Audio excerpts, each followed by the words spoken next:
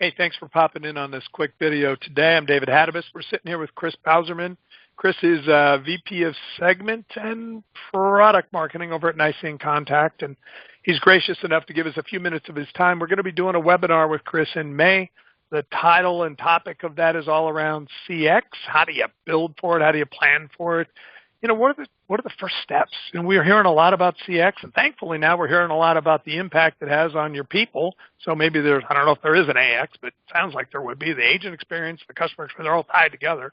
Anyway, there's a lot of buzz and activity around this, and Chris is going to break this down for us into some key takeaways and some learnings. So, Chris, first of all, thank you for taking time with us today. And let me start off by saying, in the webinar, maybe what are people going to be able to learn from it? Well, thanks for having me, David. A pleasure to speak with the CCNG community again.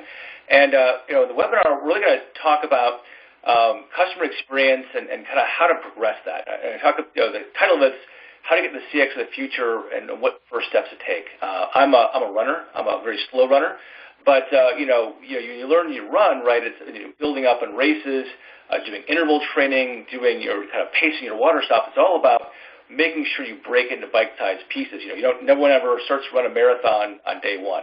And I think one of the challenges with customer experience, and as we really get into talking about customer experience excellence and really differentiating on it, it can be a little overwhelming. You guys, as a contact center leader, you're faced with the day-to-day KPIs, challenges, agent personnel issues.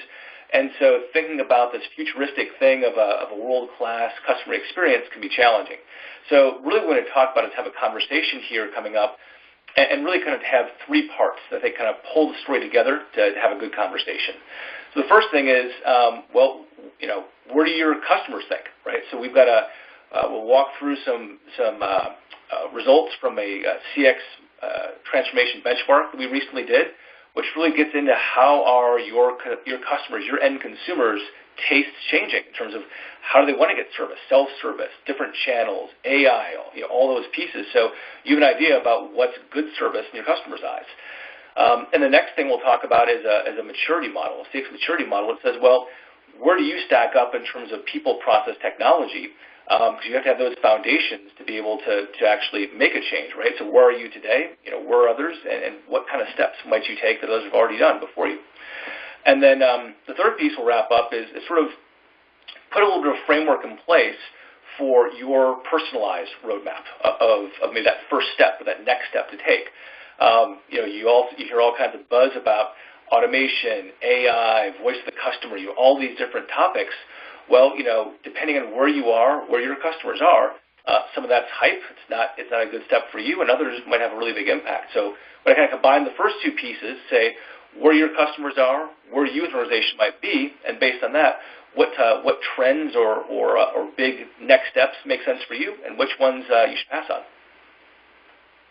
You mentioned the study. Tell us a little bit more about that, and will these people be able to have access to the study?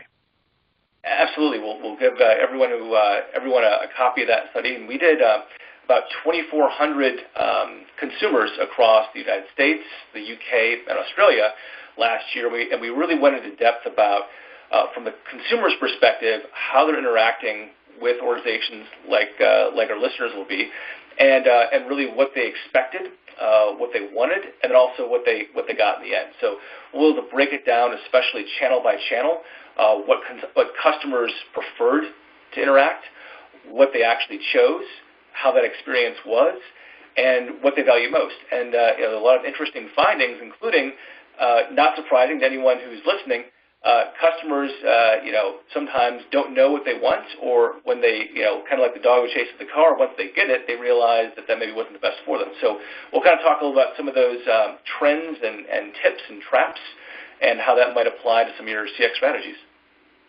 That's awesome. That's awesome. And quite frankly, we need more of that.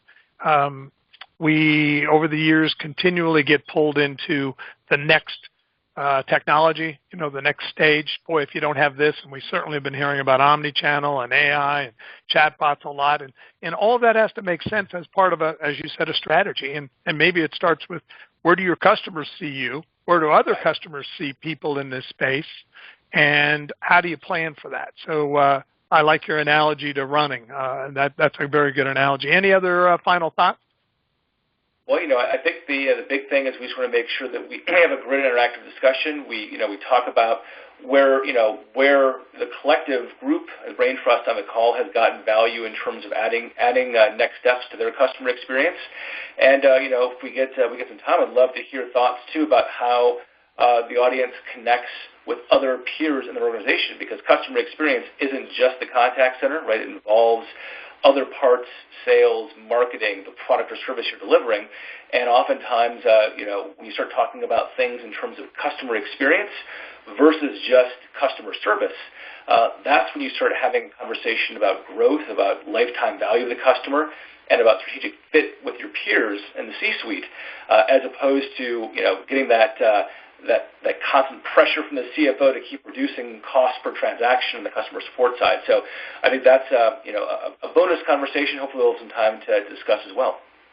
Excellent. Well, that's a great point. And again, I appreciate you taking time today, and I really appreciate you taking this approach with us at the webinar, because when we can pick the brains of thought leaders like yourselves, but not overlook the fact that the audience is where they are, and the members and our colleagues want to learn more. This is all very, very new subject and new turf, and they've learned from their mistakes, and culture has changed, and there's a strong appetite for really improving customer care. So again, kudos to you guys for doing the study and making the investment, and thank you for doing the webinar. The webinar is May 9.